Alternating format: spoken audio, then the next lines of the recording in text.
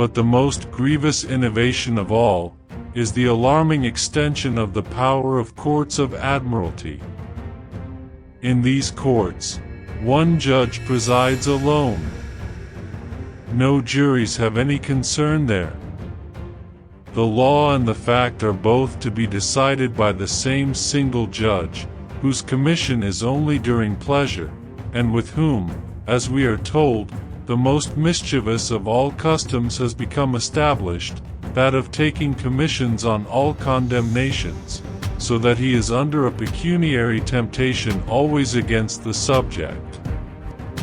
Now, if the wisdom of the mother country has thought the independency of the judges so essential to an impartial administration of justice, as to render them independent of every power on earth, independent of the king, the lords, the commons, the people, nay, independent in hope and expectation of the heir apparent, by continuing their commissions after a demise of the crown,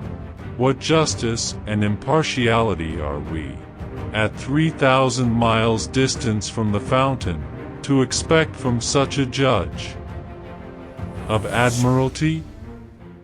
We have all along thought the acts of trade in this respect a grievance, but the Stamp Act has opened a vast number of sources of new crimes, which may be committed by any man, and cannot but be committed by multitudes, and prodigious penalties are annexed, and all these are to be tried by such a judge of such a court.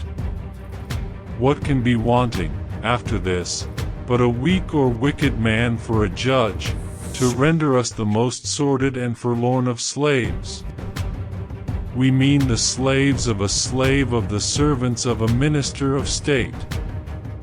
We cannot help asserting, therefore, that this part of the Act will make an essential change in the constitution of juries, and it is directly repugnant to the Great Charter itself, for, by that charter, no amercement shall be assessed, but by the oath of honest and lawful men of the vicinage, and no freeman shall be taken, or imprisoned, or decised of his freehold, or liberties of free customs, nor passed upon, nor condemned, but by lawful judgment of his peers, or by the law of the land. So that this act will make such a distinction and create such a difference between the subjects in Great Britain and those in America, as we could not have expected from the guardians of liberty in both.